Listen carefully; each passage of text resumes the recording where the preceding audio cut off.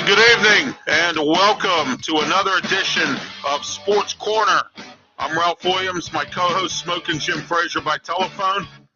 Tonight, our special guest is one of our special guests. We have two tonight. First, we're going to have Marty Leap on to talk about the Pirates and Major League Baseball and the current playoff situation. And then later, at 9 o'clock, we're going to have Avi Greenwald, who is a reporter in South Florida area and reports for the Miami Dolphins and the Tampa Bay Buccaneers. And we're going to talk about both the Miami game coming up this Sunday and the Tampa Bay game that the Steelers played this past Sunday. And all of a sudden, everybody showed up. So let's get this started here in a couple seconds here.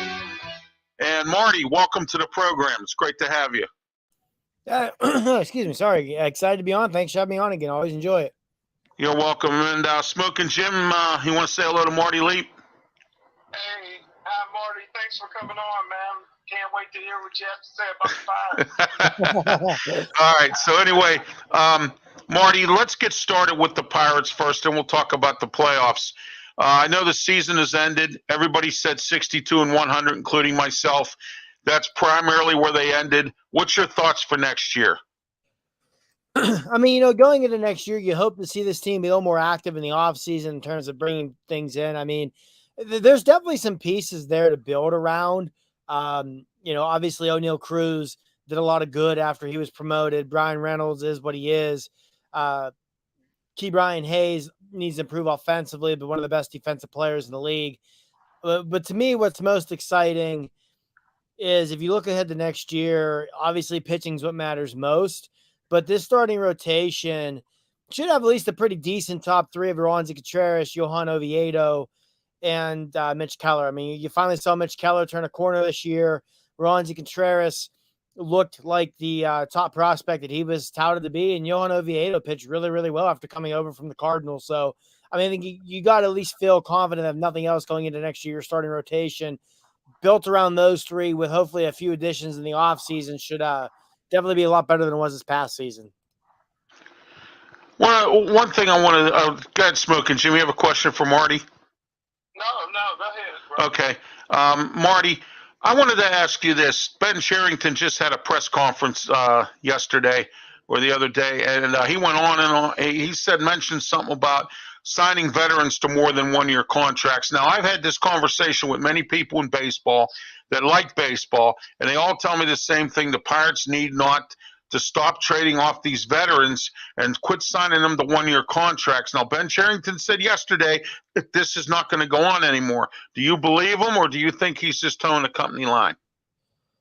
I mean, I wouldn't be surprised if that holds to be true because, I mean, if you look at this roster, there's still a lot of holes on it. There's a lot of work to be done. That said, it's in a much better position going into 2023 than it was going into 2022. And if you look ahead to as the season progresses in 2023 and into 2024, in theory, you're going to add a Nick Gonzalez, a Quinn Priester, a Mike Burrows to this major league core, which should give you more incentive to sign veterans to multi-year deals, knowing that, yeah, maybe you're not looking to compete necessarily in year one of that contract, but in year two, especially with the expanded playoffs and a third wildcard team, you could be in a position to start to compete and also help with bringing your young guys along. One other thing I wanted to ask you, Marty, and I know you said about the veterans, and they do need some veteran help, and I agree with that as well. What do you think I think the bullpen and the starting pitching is important. I mean, all facets of the game are important, but let's look at the pitching staff, and let's look at some of these veterans pitchers that could be out there. What do you think if they are? Do you think the Pirates are going to load up with at least two? I would like to think so. I mean, you mentioned the bullpen. I would argue that going into the offseason, the bullpen is a bigger need than anything else on this team.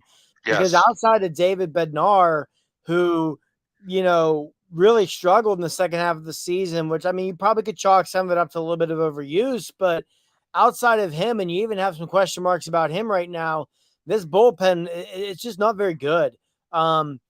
You look at free agents who are on the market. I think they're going to add at least one starting pitcher, this offseason. I mean, rather it be, someone like a Kyle Gibson, an Andrew Heaney, maybe a reunion with Chad Cole, who pitched decently well last year with Colorado.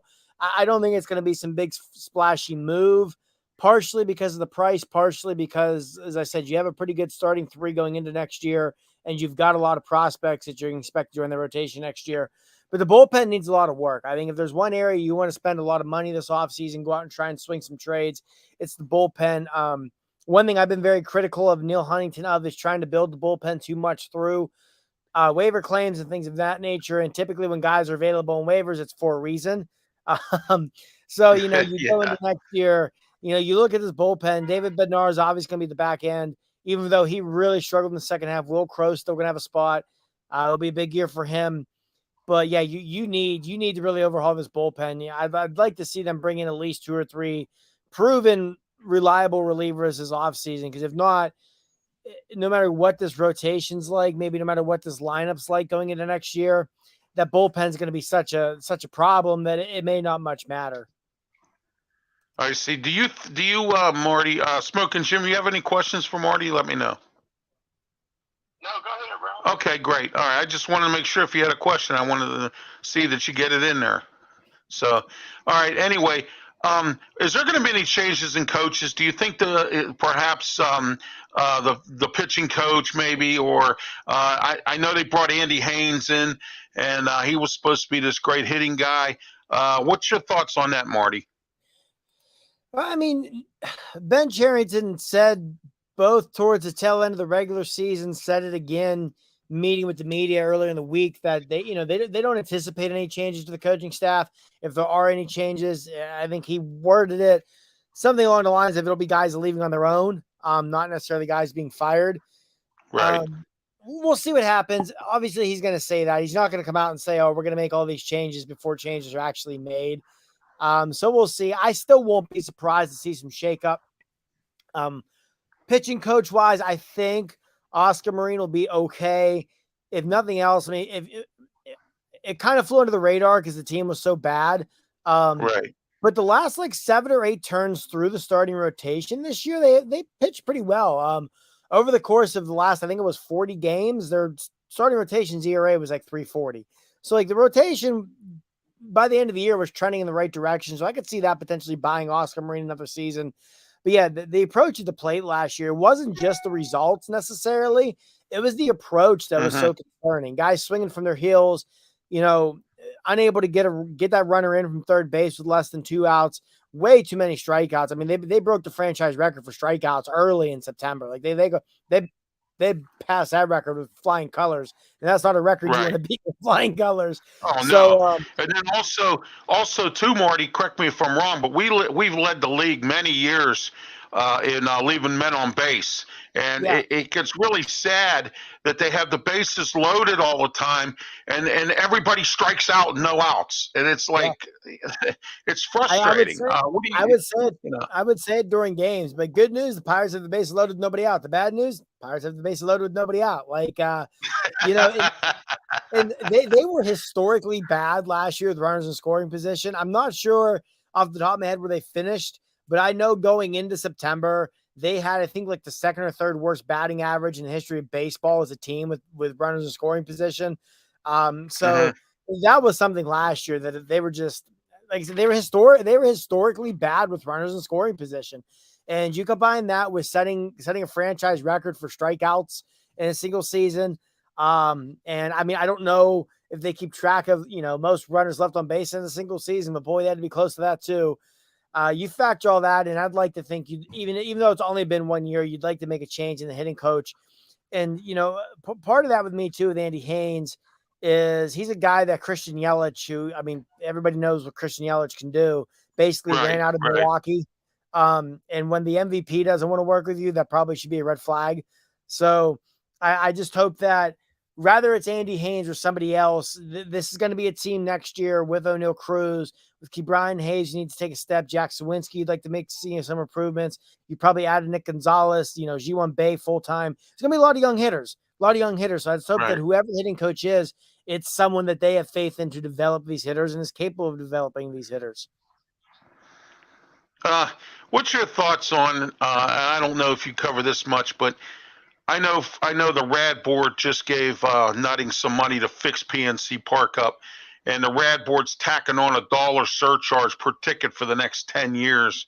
What's your thoughts on this Rad Board charge? And I heard the Rad Board really laid the law down in the last couple of years with Nutting, saying that if you don't get a professional, if you don't start bringing in some guys and start making some winning teams here, they might, like when the lease runs out, they might not renew it. What's the chemistry between Radboard now and Nutting? I mean, I don't know for certain. I feel like it can't possibly be that terrible. I mean, ultimately, the team's making money. It's bringing money into the city. It's bringing money into the ballpark. It's that's what's going to matter. So we'll see. I mean, I think a lot of times that kind of stuff can be overblown a bit. Is anybody happy with the product on the field the last, what, No. 3-4 years now? No, not at all. But I think one thing that can be easily overlooked, and this is not to defend Bob Nutting, because the guy's not a good owner. He isn't. He does not spend enough. He's very frugal.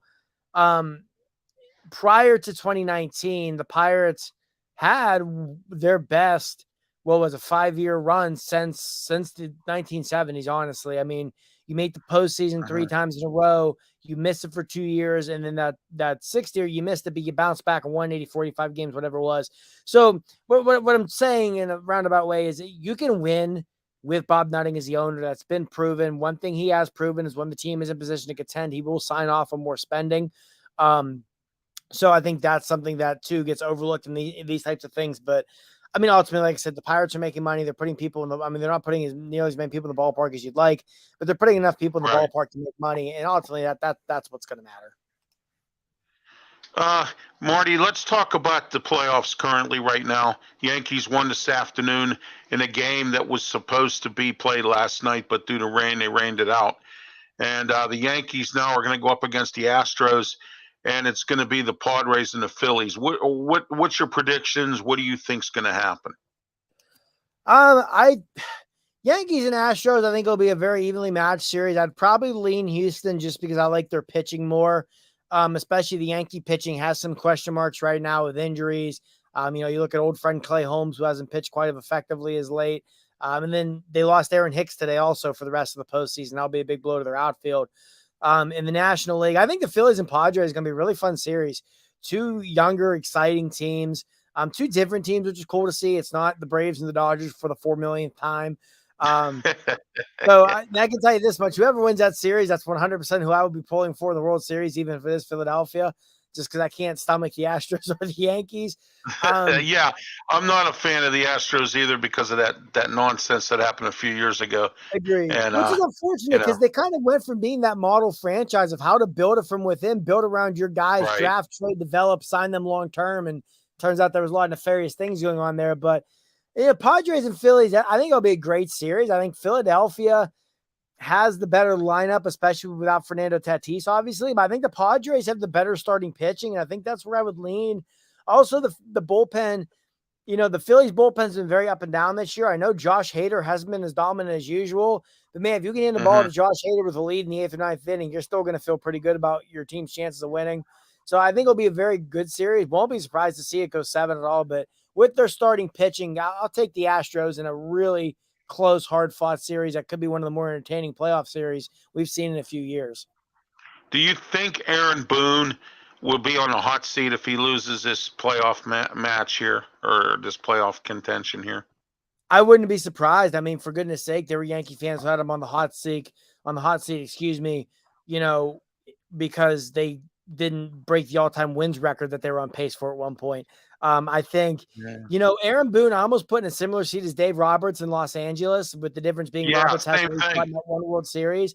It's when you've been given this roster and you're going to be expected to win the World Series every year, and you could be an extremely successful manager where just change of scenery, shake up, whatever it is, eventually becomes needed just because you haven't gotten a big win yet. So yeah, I wouldn't be surprised to see Boone be on the hot seat if the Yankees don't win this series or don't win the World Series. I don't necessarily think he'd be fired, but I think he could be going into 2023 with a World Series or bust type of outlook on his future in New York. All right. Now, The Phillies now, Marty. I'm actually quite surprised that the Phillies actually are in this. They fired Joe Girardi, around the beginning of the season. I thought they were going to bust and just fall apart. Here, all of a sudden, now they're in the playoffs here and could go to the World Series. I mean, what's your thoughts on that? Do you think that whoever's managing it now is going to be the manager of the future for this team? Sorry about that. Marty? Oh, sorry. I'm back. Sorry, go ahead. No, I was asking you about the Philadelphia management situation. Yeah, They have an interim manager. Yeah, obviously he's done a tremendous job since Joe Girardi was fired. Like you said, a lot of people probably expected them to just collapse. And I mean, Thompson has done a tremendous job. I think it was last week, actually, the Phillies did sign him to like a 2 or 3 year extension to keep him around as the permanent manager. Definitely has earned it because, like you said, this is a team that easily could have just crumbled after that start. And you look at the division and the Mets were running away with things, the Braves were running away with things, and they just hung in there. And, they're 4 wins away from the World Series. And like I said, yeah, I picked the Padres to win that series, but with the Philadelphia starting rotation and with that lineup and the power that's in it, they could easily just get hot here and go on a run and win the whole thing, which would be pretty crazy to see for a guy who started as the interim manager. Marty, thank you for being on the show. I'll have you come back on again when the Pirates season starts back up later on at the beginning of the year. Or maybe we'll talk next month, the hot stove luncheon, see what the Pirates are up to during the hot stove. But I'll have you back on the show again, as always. Thank you for your knowledge, and thank you for being on the show. Smokin' Jimmy, have anything to add? Oh, no, man. That was a great conversation. I enjoyed the interview. Thank you. All right, Marty, you have a great one. Thank you for being on once again. And we have Avi Greenwald, our second guest. He's in the waiting room right now, and I'll be putting him up shortly. Avi Greenwald does reporting for the he reports about the Tampa Bay Buccaneers and the Miami Dolphins. So we're going to have Avi come on in just a moment here. As soon as there we go. All right, as soon as I can get, there it is. Oh, nope, there we go. All right, I had to wait for Marty to leave to put Avi up. How you doing, Avi? It's great to have you on. Good as well, thank you. No problem. I see you got a lot of baseball memorabilia there, a little bit in that Dan Marino jersey we talked about on the phone. Yes, sir. Oh, yeah. Smokin' Jim Frazier, my co-host. He's by telephone. This is Avi Greenwald. He reports with the Dolphins and the Tampa Bay Buccaneers and South Florida stuff. How you doing, Joe? Smokin' Jim. I'm doing great. Yeah, I'm Jim. doing great, man. I'm looking forward to this one. There you go. All right, Avi, let's start off here.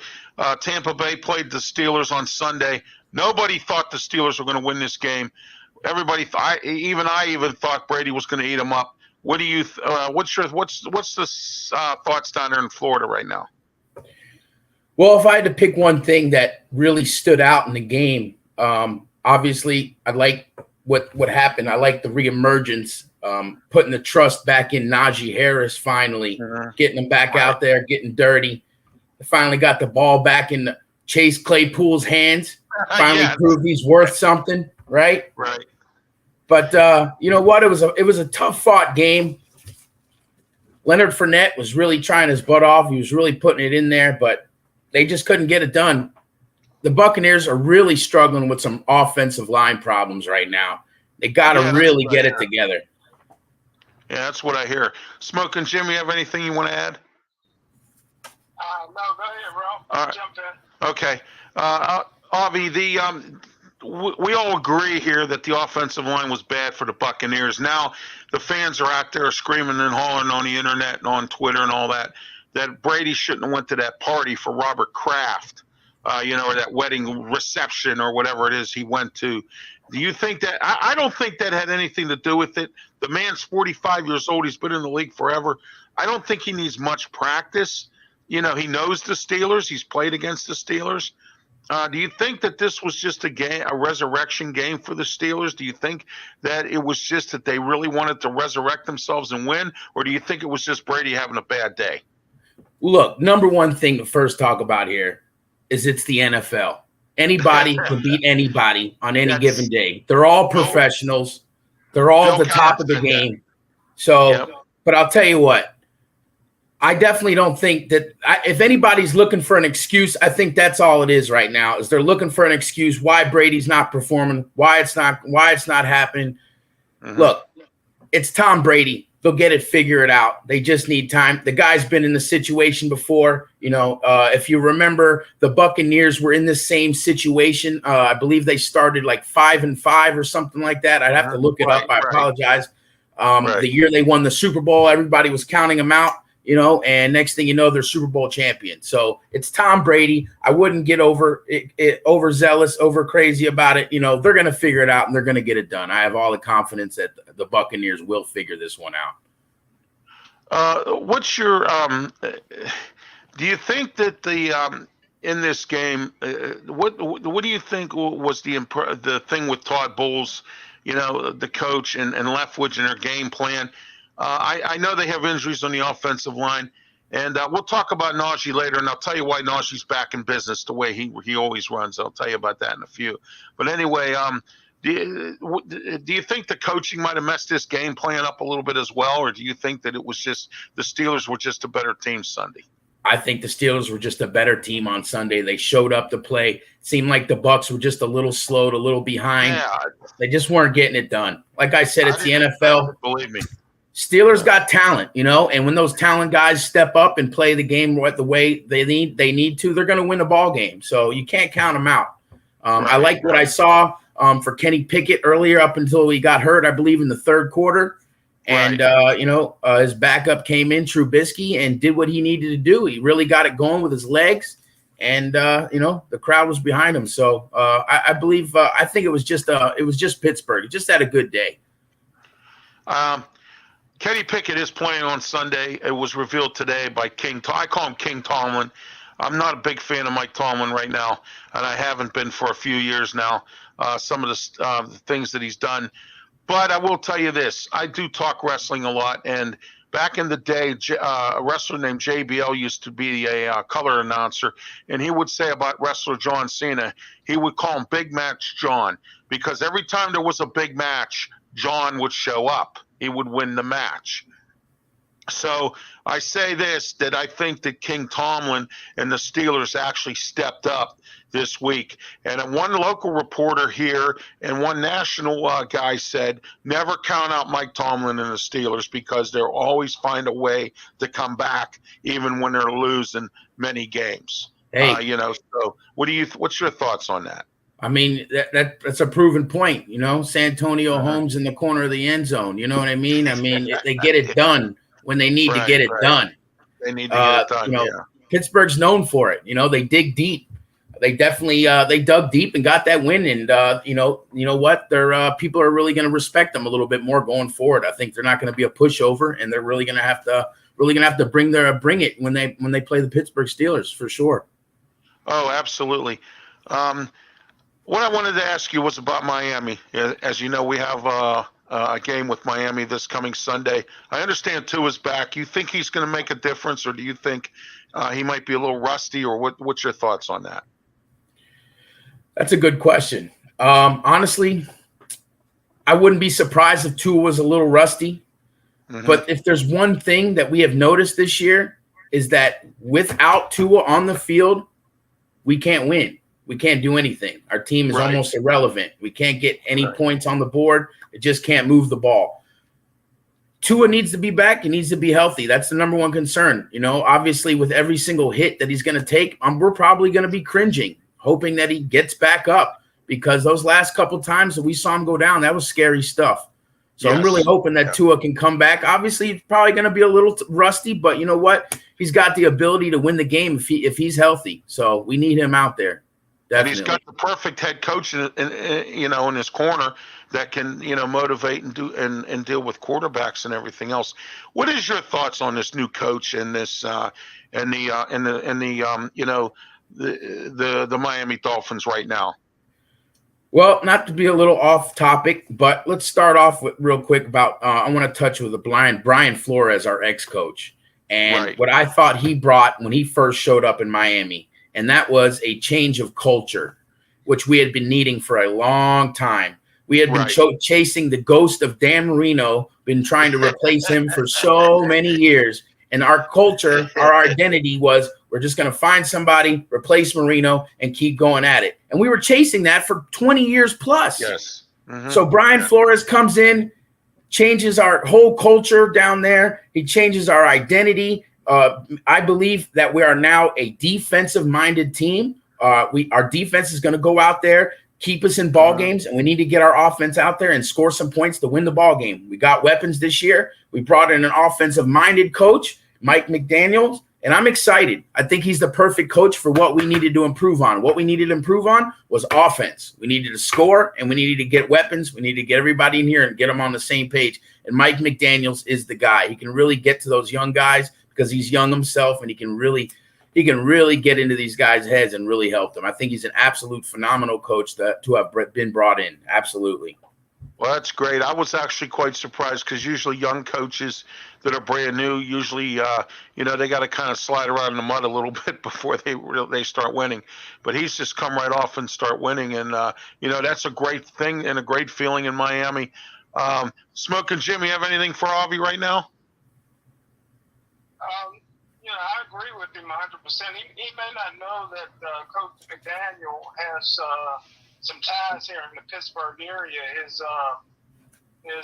uncle, his father's brother lives here in Pittsburgh, and his grandfather was a great athlete here in Pittsburgh. As a matter of fact, he's in one of the high school Hall of Fames for his athleticism on the football field. So he comes from a football background, but I agree with you 100% that, even when Jimmy Johnson was the coach there, it was all, offense and Dan Marino and trying to replace him. And the culture is so much different now because you can win with a great defense, and the Dolphins gets after them, and they got the speed on the outside with the wide receivers.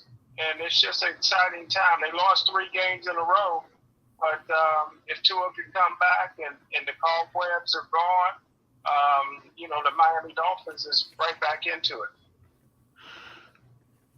Avi, is Teddy Bridgewater still hurt, right? Or he has some kind of an injury or something? No, actually, he came back in.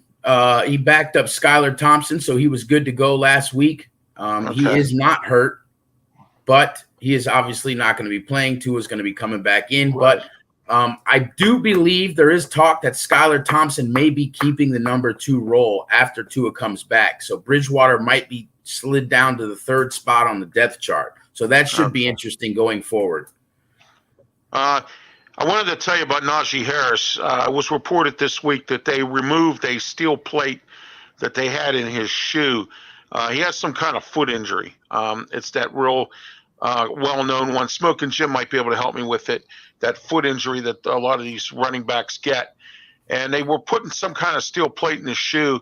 And apparently, according to what I understand, that's what was holding him back. But now they took the steel plate out of the shoe and they rearranged things so he's comfortable. And it seemed like it helped. So that's what's going on with Najee Harris. That's why he was back in business on Sunday, it looks like, at least for a little while. And, what do you think that Miami's game plan would be against the Steelers? What do you think they can do if they were to try to beat the Steelers, and vice versa? What do you think the Steelers need to look out for with Miami? Well, I'll tell you what, we got to get back to where Tua was before he got injured in the Cincinnati game and when he had beat Buffalo. We need to get back to it. We need to get the ball deep downfield. We need to get the ball in the hands of Tyreek and Jalen Waddle. We need to get Raheem Mostert going. Obviously, he hasn't had such a big game since 2 weeks back where he had 100 yards on 18 carries. We need to get the run game going, be able to get the play action fake going downfield to our fast receivers. And obviously, you know what? Our defense, actually, number one thing we need to work on right now is penalties because the Dolphins are 4th in penalties right now and penalizing the NFL. They are hurting. The last 2 games, I believe the Dolphins gave up 100 yards each, and all the penalties combined, maybe a 10 game ago, and 11, I think, was last game. So that's the one thing they're going to have to – they have got to work on penalties. So once they can get past that hump, actually I think they got an opportunity. They're going to have to stop Najee Harris. They have not been very good against the run this year. We're going to have to stop him, and we're going to – you know what? We're still down Byron Jones.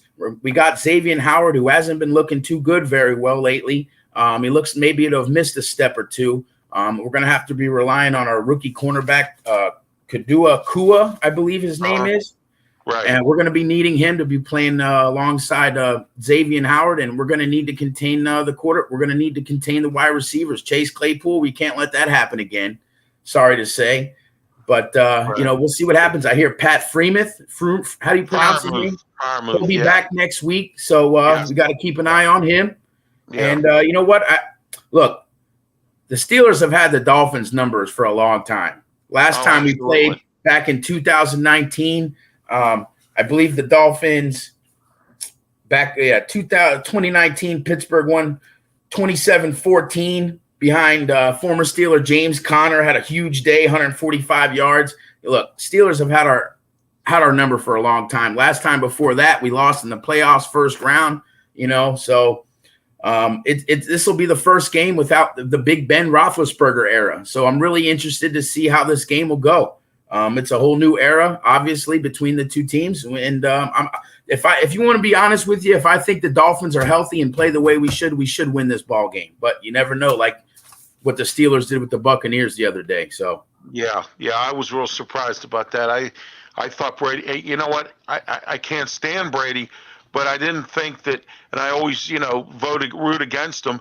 But this time I was like, I have to be honest. He's going to eat the Steelers' lunch, and the Steelers contained it, and they were able to squeeze out this win. They were able to do some good fourth quarter clock management and keep him off the field. Special teams came through, believe it or not. That's been another problem. We have a weapon and a punter named Presley Harvin III, who is good at fake punts and kicks, hasn't been utilized in that capacity to make points. Whatever you can do to keep Brady off the field is a good thing, which is something that we didn't do against Buffalo and keep Josh Allen off the field, and we ended up getting our butts handed to us. I'm sorry. Go ahead, Avi. I was just going to say another thing to look out for that I think is really important for a Dolphins victory is the status on left tackle Terran Armstead. He was out with a toe injury, and he's just looking to get back in there. We need that protection, obviously, for Tua as well. Austin Jackson's is going to need to step up at right tackle as well. On the Steelers side, actually, real quick, I think I want to mention Levi Wallace. I think Levi Wallace really needs to come out and play a big game. You guys are a little hurt in your secondary. I think Levi Wallace can bring a nice little veteran leadership and really hold down probably Tyreek Hill is probably who will be matched up. So I'll be interested to see that matchup as well. Yeah, Wallace is back. He'll be back Sunday. We'll see what else goes on with our injury report. It's still kind of like an infirmary kind of thing. We have a lot of guys still there. And some guys are nicked up, according to King Tomlin today at his press conference. What's your thoughts on Stephen Ross? I know he's in trouble with the NFL and some other stuff. What's your thoughts on the ownership? That's a tough call, honestly. When the whole Brian Flores asks tough questions, Avi. So when the whole Brian Flores mess happened, I was upset. From what I was hearing, and if these were all facts that were going out, I was against it. But looking in hindsight now, Flores' number one thing, I believe, was he was not on board with Tua. Now, I don't know if he didn't believe in his ability or he just knew that his durability would end up being a question mark moving forward. So with that being said, obviously we got rid of Flores. The owner wanted Tua. Tua's here. Tua's the guy, but we're going to need Tua to be healthy. But with all the stuff that's going on right now, I really don't know what to say about Stephen Ross. But he's going to have to get his stuff together. I know there's a lot of disrespectful things going on right now. And, Obviously we lost two first round picks because of that whole scandal with the tampering, and it's just not a good look. If you asked me this question 6-7 months ago, I tell you, I don't even know if I could have been a Dolphins fan anymore until Stephen Ross was driven out of the NFL. I was that upset about the Brian Flores situation. Yeah, that was terrible. I thought that was a bad move, and I knew that Flores didn't want Tua, and there was some argument between him and ownership. And I know he even said it himself that I didn't have any say in anything. No, it's like handcuffing the guy. You want me to coach the team, but you don't want to give me any say in anything I can do. So, anyway, you have any questions for Avi, Smokin' Jim? No, you guys are on the roll, man. I'm enjoying it. All right, Avi, thanks for being on the show. I really appreciate it. And we'll have you come on again, and we'll talk some more. I may have you come on next week. We'll talk about what happened at the game. Look forward to it. Absolutely. I'd be honored. So, thank you. Say hi to Scott Morganroth and the gang for me there, too, as well. So thank you. Will do. It was an honor. Thank you very much. You're welcome, Avi. Have a great one. It was great having you on the show. Thank you. You too, Rob. That was Avi Greenwald from Miami, Florida. He covers the Miami Dolphins and the Tampa Bay Buccaneers as well, and any of the Florida football teams. Smokin' Jim, what's your thoughts on what Avi had to say? I tell you what, man, it was just so much, man. Just to go back to Tampa Bay, I call Bruce Arians a genius, and not only for the X's and O's, but how he deals with players on an individual basis. Just a natural born leader at the quarterback position, coaching position, very unique guy. And I think they're struggling a little bit without Bruce Arians. I think that it got to the point where it was either Tom Brady had to go or Bruce Arians had to go. I think that's why Bruce Arians stepped down. I think that it showed this past week.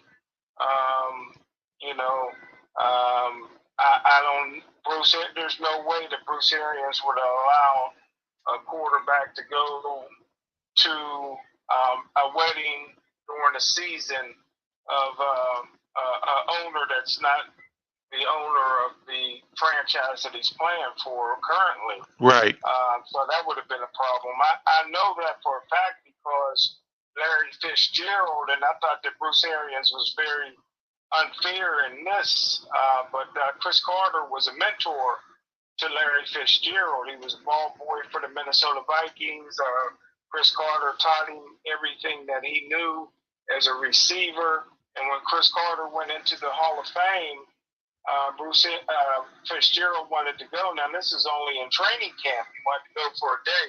And Bruce Arians told him no. So if he told Larry Fitzgerald no to leave for a day during training camp, I know good and well that he would know, okay, Brady could be gone for 11 days during training camp or to go to Robert Kraft's wedding. So it's just a big difference in terms of the coaching staff and the philosophy. I think that they can get it together somewhat, but I don't think the Tampa Bay is going to be anywhere near a Super Bowl this year. What do you think? Oh, no, I don't either.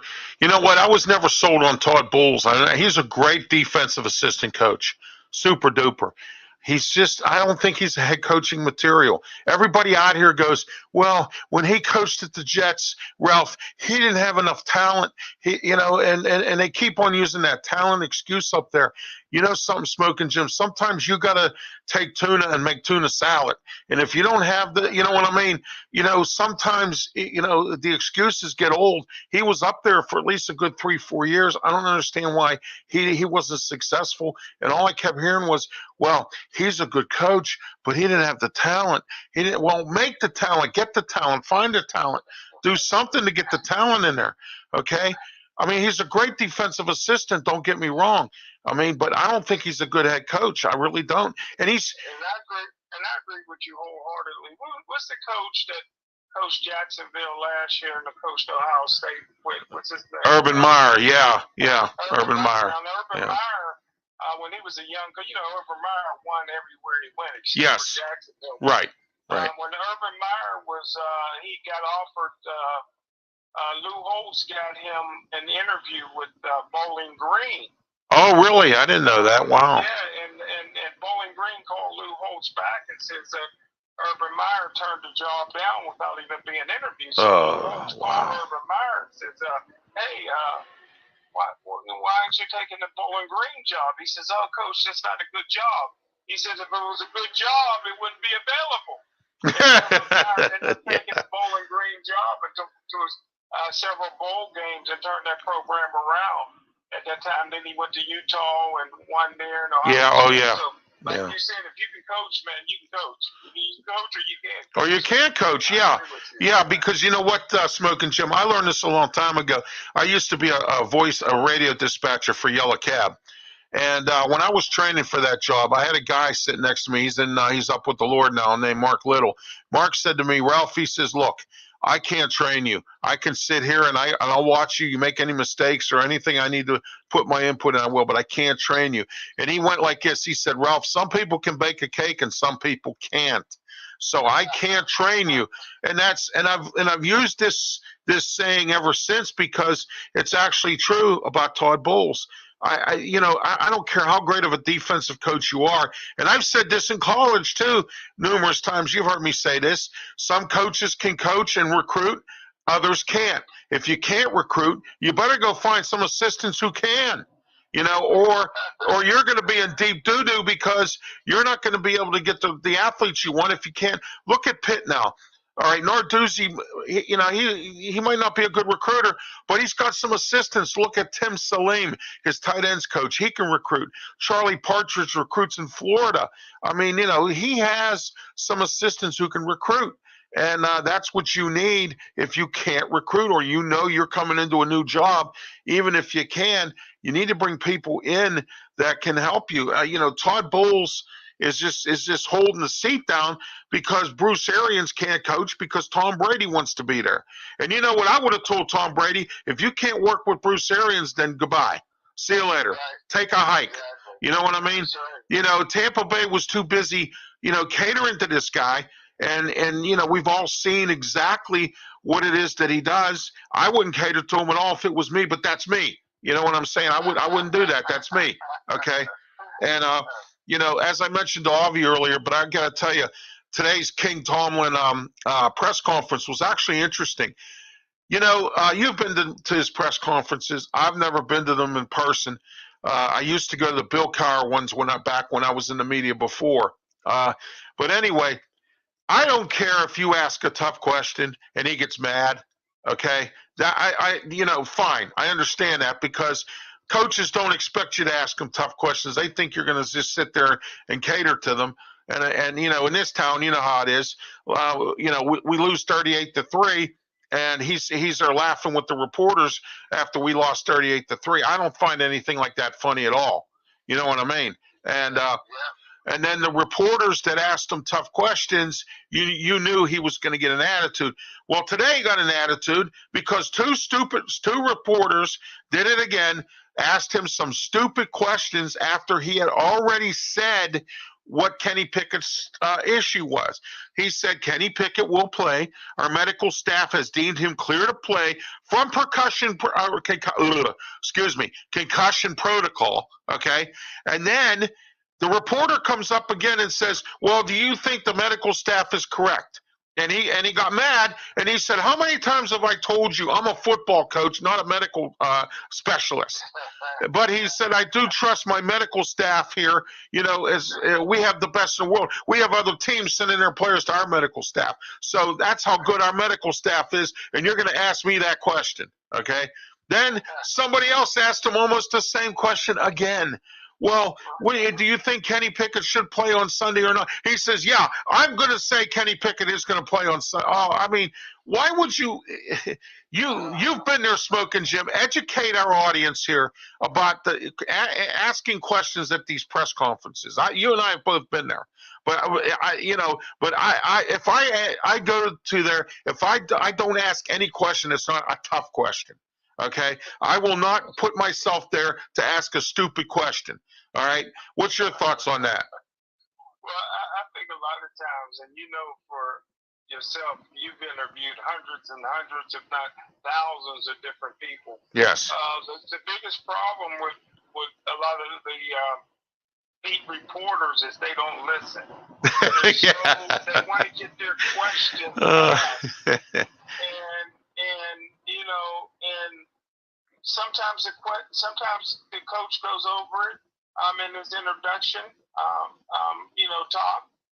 When he does about 10 minutes, a lot of the questions he answers them already, and then somebody will ask that, like you said, that question, and they're not listening, and then that frustrates the coach, like Bill Parcells. And those guys, Mike Ditka used to just. Oh, Ditka used to walk away. I see that. Yeah. Oh, how about the time when Ben's thumb was bad, and Shumway said he had just said about the status of Ben and his thumb, right? And Shumway comes. John Shumway's down there from KDK, and what do you think the question was he asked Cowher? Right. What do you think the question was, Smokin' Jim? It was about Ben's thumb. So he just leaned into. But I'll tell you a personal experience I had down there, and I think I may have shared this with you. I was there when they had the old Three River Stadium, okay? And Joel Steed was playing nose tackle. And remember the knee injury that took him out for good, okay? Yeah. And so Cowher comes out with the injury report, and he says, oh, Joel Steed has a knee injury and will not play, and on and on and on, right?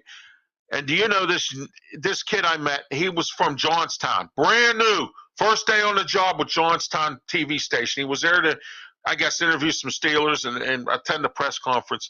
You're not going to guess what question he asked Bill Cowher. What's the status on Joel Steed? And then Cowher, I'm telling you, Smokin' Jim, it was priceless. Cowher flipped out at him, and everybody got the Cowher shower that day because he said, why would you even ask me that question? He flipped out at him, and I'm like, oh my gosh. And he used to flip out at Thortolo from KDK. He used to flip out at Goose Goslin. Goose would ask him tough questions all the time. Yeah, Goose. I guess our running game wasn't right. That's why we lost the game, Goose. Oh my gosh. Oh yeah, it was crazy. But today really cracked me up today when I watched the press conference and them two stupid questions, and you knew that Tomlin was prepared for this because you could tell by the way he was responding. It was like, well, I told you many times I'm a football coach, not a medical specialist. And I'm like, oh my, or he put it in some sort of way like that. I'm not a medical professor or whatever. And, it gets really frustrating.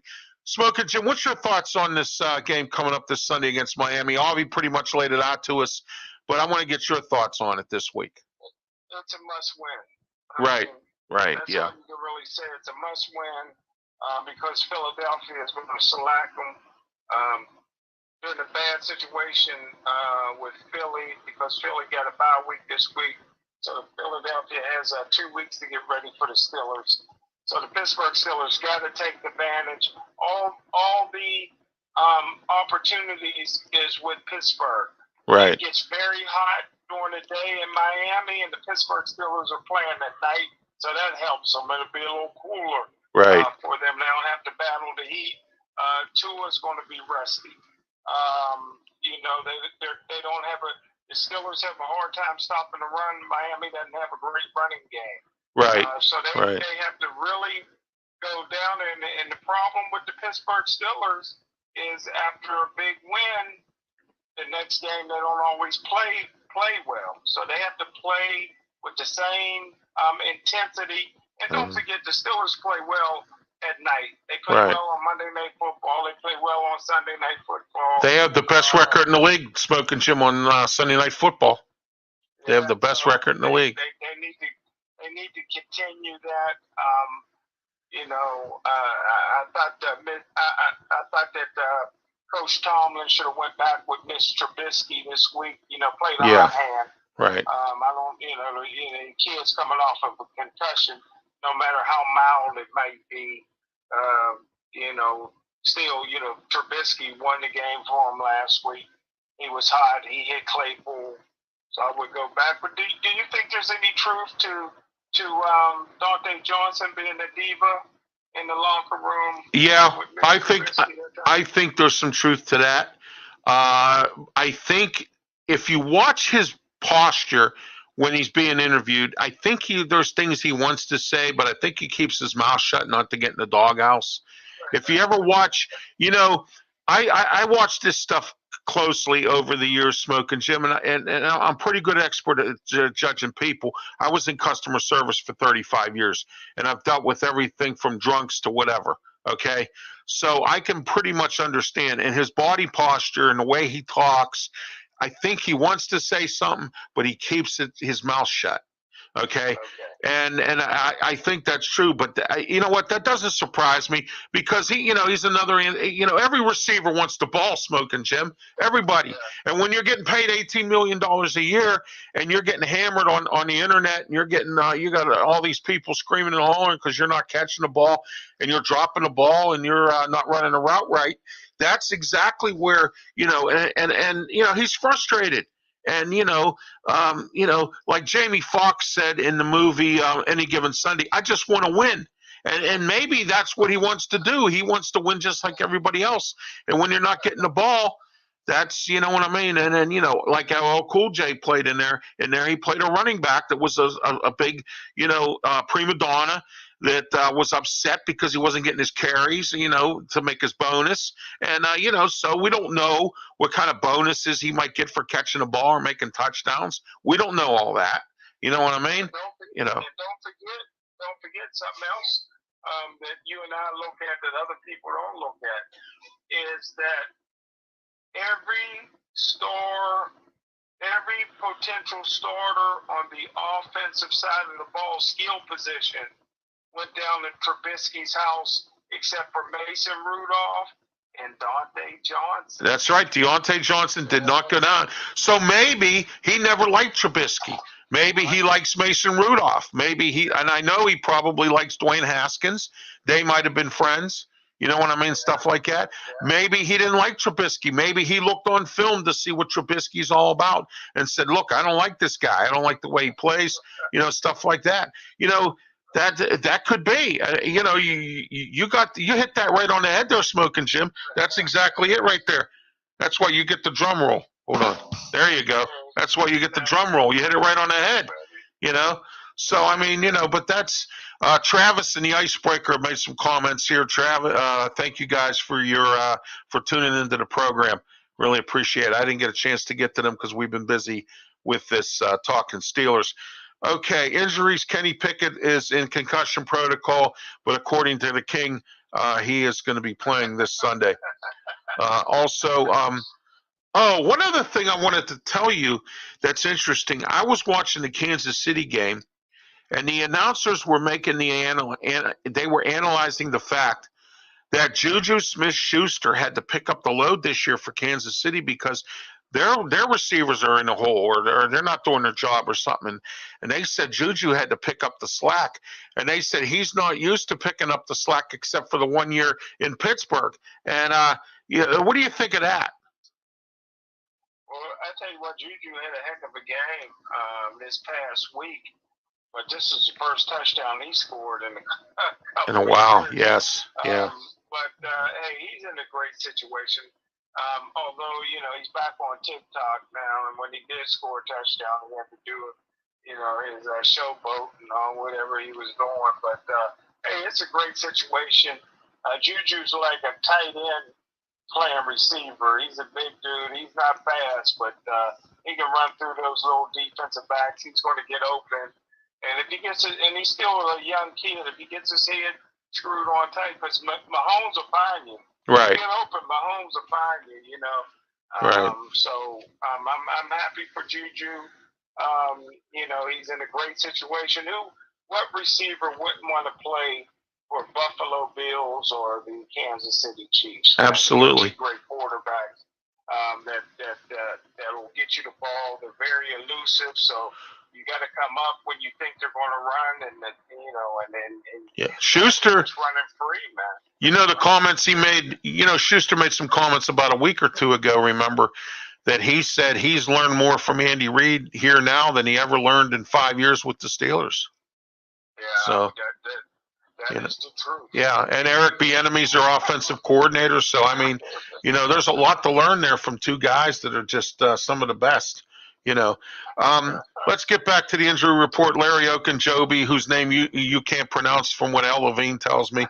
So he has a knee, but he is going to play. Pat Freiermuth is still in concussion protocol, but there's rumors he's going to play. Also, Kevin Dotson now. Did you hear the latest that he was getting death threats because he was the one who let the lineman come through to sack Kenny Pickett for the concussion? Yeah. I heard he was yeah. death threats, but I didn't know why. Okay. Yeah. And then he came on TV and he said, when they interviewed him about it, he said, well, he says, I made a mistake and so what? But he says, for people to do this to me, that's wrong.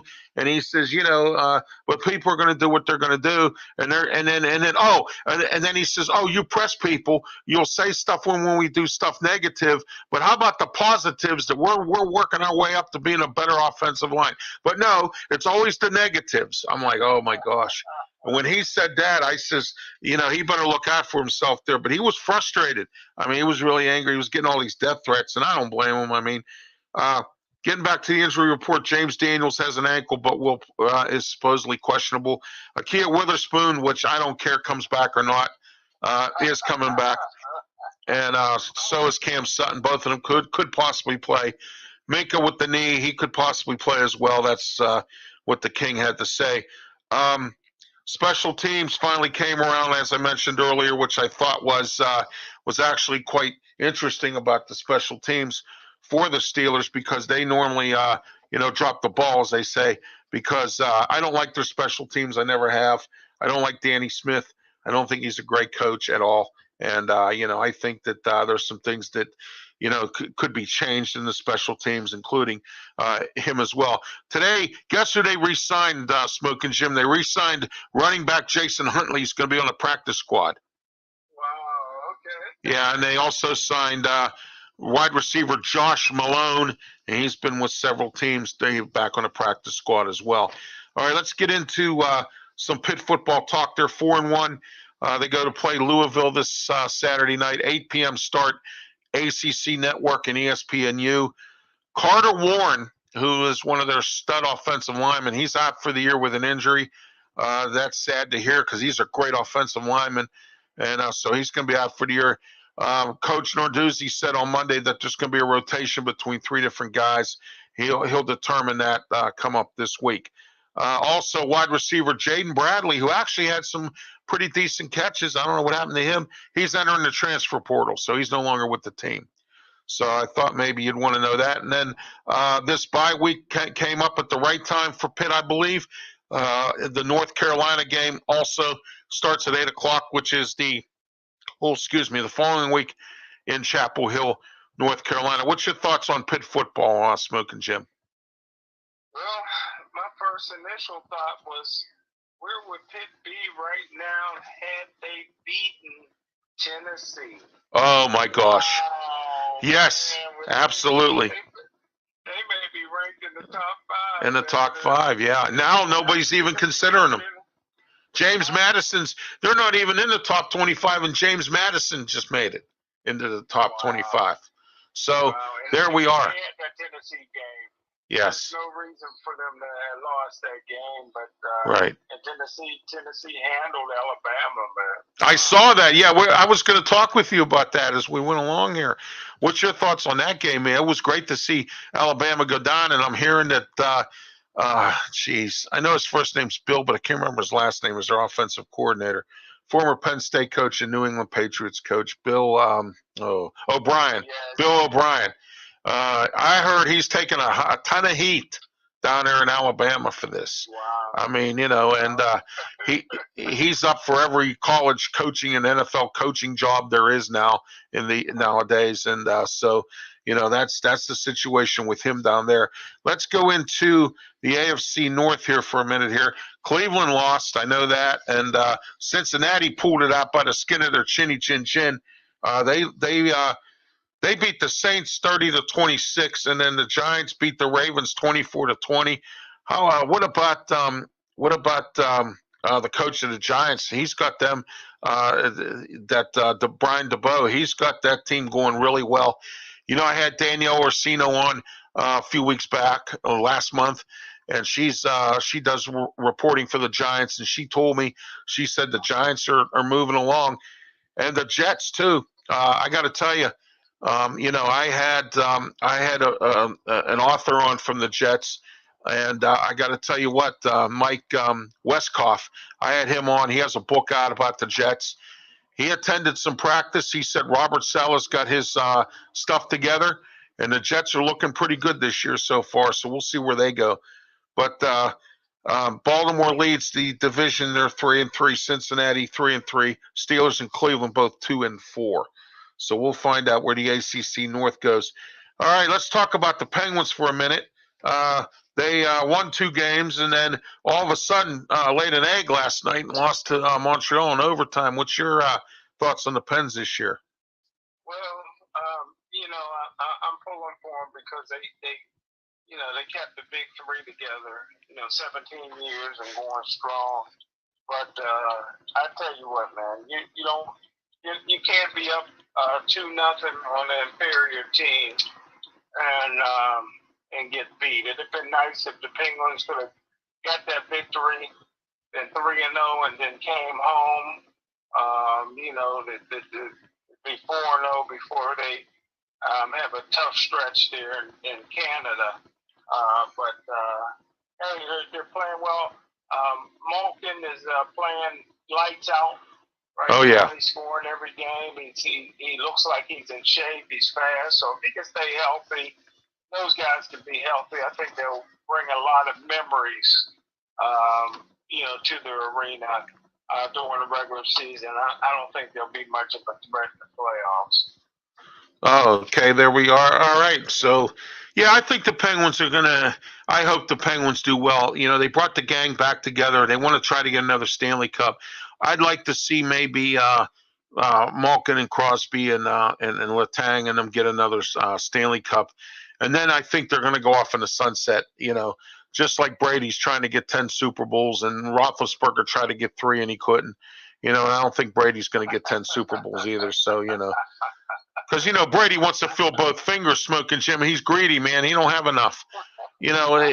That's why he's got marital and, domestic problems and stuff like that, Yeah. All right. In other local sports, Duquesne, man, I tell you what, they're falling apart. Tad Maury, I had him on some time ago. He said if Duquesne quits making these boneheaded mistakes, they're going to win some games. Well, they've only won 1. They're 1-5.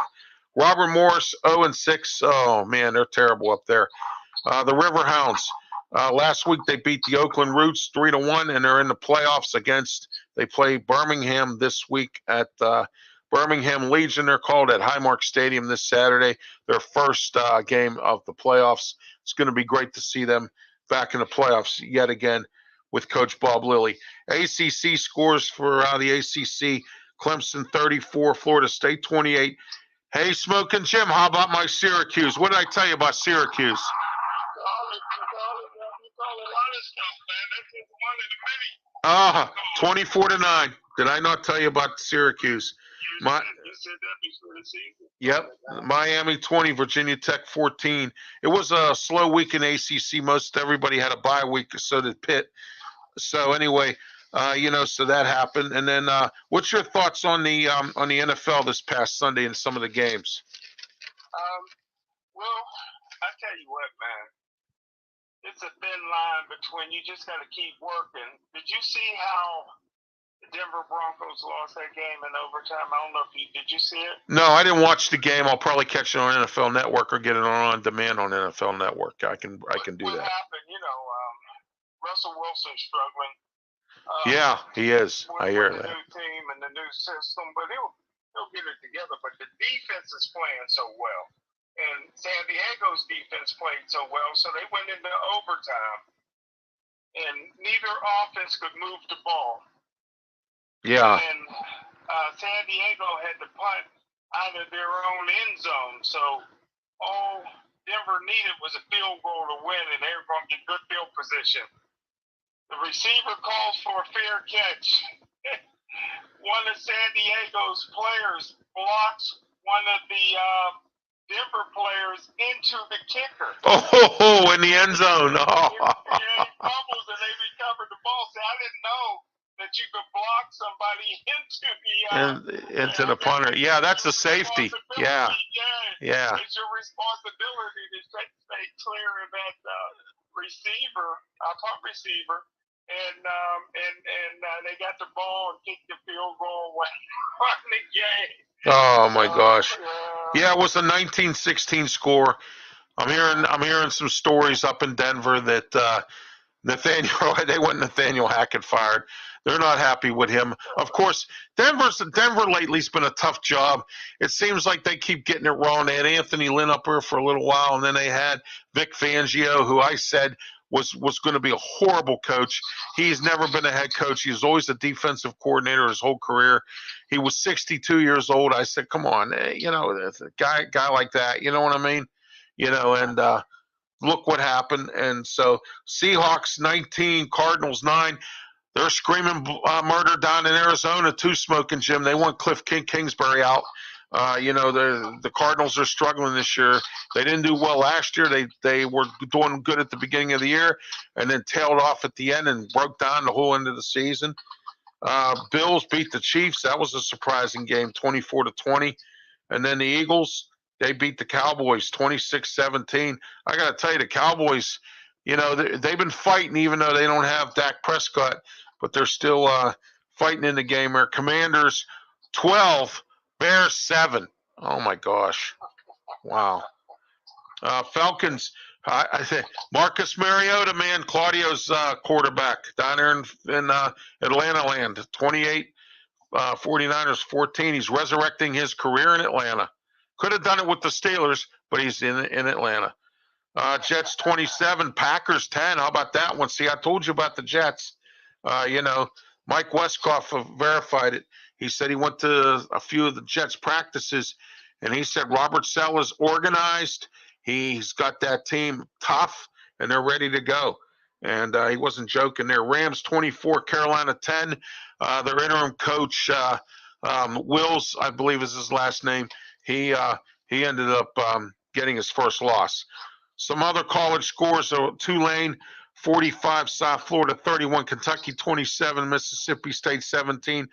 How about USC? They lost again by 1 point to Utah, 43-42. How about that one? Wow. I watched that game. Yeah. Oh, yeah. Utah's been winning, too. Illinois 26, Minnesota 14, Texas 24, Iowa State 21, Ole Miss 48, Auburn 34. Auburn might as well not even win a game. Their coach is getting fired. He was told that at the beginning of the season. They're saying Matt Rule is a candidate for that job and every other college job in town. Michigan 41, Penn State 17. Wow. TCU 43, Oklahoma State 40, Georgia 55, Vanderbilt nothing. Tennessee, here it is, the big score, 52-49, Smokin' Jim. I got to tell you, Tennessee, that has to be the biggest win, that they've had in a long, long time, especially against Alabama. So, But anyway, Smokin' Jim, it's been a pleasure having you on the show tonight. Do you have anything else to add in closing? Man, I tell you what, Ralph, I enjoyed immensely listening to your interviews with the two guests tonight, man. You do a great job on the interviews. Thank you. I think people, they want to learn how to do it right. That's it. That's it. Williams, man. That was outstanding. I enjoyed it, man. Oh, I appreciate that. Thank you. And you as well, man. It's great to have you on here as a co-host every Tuesday night on the TV show as well. Don't forget to catch our TV show on Saturday nights at 5 p.m. Also at 6 p.m., Steel City Sports World, Smokin Jim's on that show as well with Luther Dupree and Claudia Rosano, and the boxing authorities will be on either at 7 or at 4, depending on where the station wants to put it on Saturday. It's usually either at 4 p.m. or 7 p.m. Best boxing show around. Smokin Jim, Luther Dupree, Claudia Rosano. Speaking of boxing, real quick, what's your thoughts on this fight this past weekend with what's his face, the one that fought Fury? What's his name? Wilder. Yeah. What's your thoughts on that fight? I heard he was crying at the end of the fight or something. I didn't mean to hit him that hard, knock him out, and all that. What's your thoughts on that? It was a first round knockout. It was a cherry picked opponent. It was his former sparring partner, and there was no doubt in my mind that he was going to knock him out. I didn't think he knocked him out in the first round, but then all the tears come afterwards in the press conference. But I tell you what, man, when you have power like that, man, you're always exciting. People love knockouts. I love knockouts. So I see. Yeah, that's what makes boxing, knockouts. There you go. Yeah. So anyway, tomorrow night, Smokin Jim, I'll see you at 7 p.m. Don't forget, everybody, right here live on Facebook, YouTube, and also on Twitch is Talkin' Wrestling tomorrow night, 7 p.m. Every Wednesday night, 7 with myself and Smokin Jim Frazier. We have a lot to talk about. Changes on Raw. Dynamite's on tonight. A whole lot going to talk about tomorrow on the Talkin' Wrestling with myself and Smokin Jim Frazier. And don't forget, 8 p.m. on Thursday night, Blog Talk Radio, Wrestle Talk, myself, Mark Mancini, and Smokin Jim Frazier. 8 p.m. start time, 347-205-9631. It was great having everybody on tonight. Smokin Jim, thank you as well. Everybody have a good night and be safe.